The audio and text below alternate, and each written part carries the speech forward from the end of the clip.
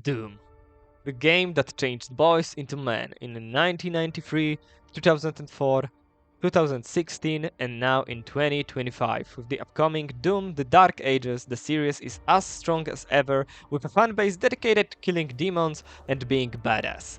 But not everyone remembers that this Doom could have never happened. We almost got something more down to earth, with a human, normal protagonist. At least that's what I think looking at the never released Doom 4.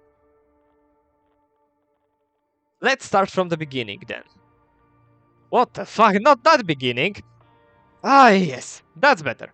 id Software, after developing Doom 3 for the mighty PC and original Xbox for some reason, started development on a new installment of the beloved series, which was at a really low point with the third Doom, as John Carmack was talking about their other never published game called Darkness. Darkness would have included jump out and scare horror in the vein of the company's last title, Doom 3. We would have been keeping Doom's three faults, said Carmack, who agreed that complaints of the contrived nature of monsters hiding in closets and overly dark environments of Doom 3 were completely valid.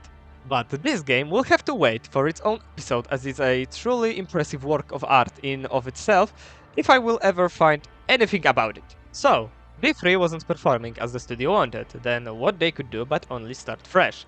I mean really fresh, with a reboot of the whole series. The early development started in August of 2007, and an official announcement came in May 7, 2008, in a little bizarre way, because it put up job listings for a new game they were working on called Doom 4. At that time, their other FPS, Rage, still hasn't come out yet, so basically id Software was going to create a second development team working on this new addition to a beloved franchise. It was the first time for the studio to do such a thing, but after a couple of years in development, the studio started feeling as if something wrong was going on with the game. As Tim Willits, the lead designer of Doom 3 said it wasn't like the art was bad or the programming was bad. Every game has a soul, every game has a spirit. When you played Rage, you got the spirit, and Doom did not have the spirit. It did not have the soul. It didn't have a personality.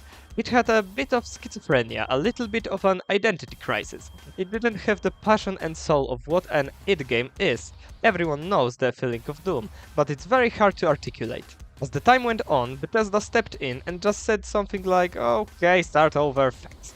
And so, the game got scrapped and it started again with the Doom that we all know and love right now. That's not a thing you people came here for. You want to know what was the first version of Doom 4 about and how the game changed and what actually stayed in the new version.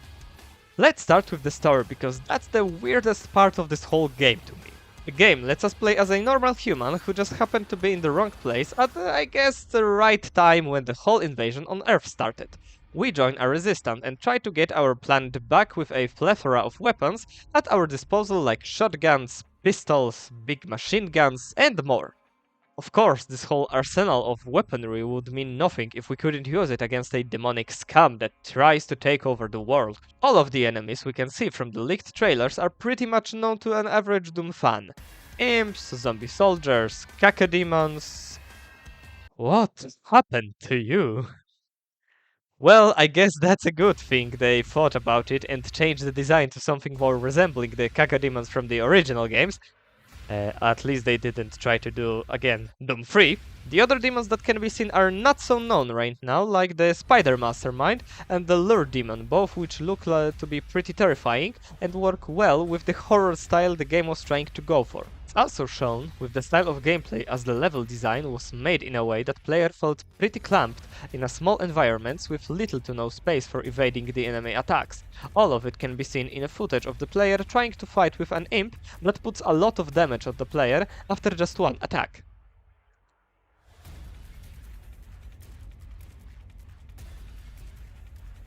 The most interesting thing that was not scrapped and actually made it to the new version were the glory kills. Player could even use the environment around him to brutally demolish the enemies around him. It can be seen in one of the videos where the player smashes his knee into the zombie's head, destroying it against a brick wall. Also not cancelled is Snap Maps, the game mode where you make your own levels and play them or share with your friends.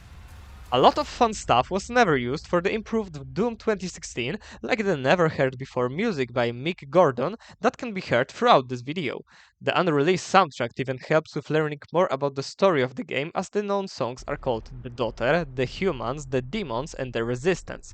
The most interesting is The Daughter because it implies that maybe our mission in the game was going to be a rescue mission for our daughter, but I couldn't find nothing more specific that would work with that theory. The rest of the tracks are called generically, like MP placeholder for multiplayer, cause yes, the game was supposed to have a multiplayer, but not much is known how it would work. Only a glimpse of gameplay can be found with this weird cacodemon thing trying to kill the players. Doom 4 could really be an amazing game, but never truly gave it all, and that's why we got the Doomslayer we all love to play. Thank you for watching this episode, and remember, there are a lot more to discover in the land of NeverMade. Goodbye.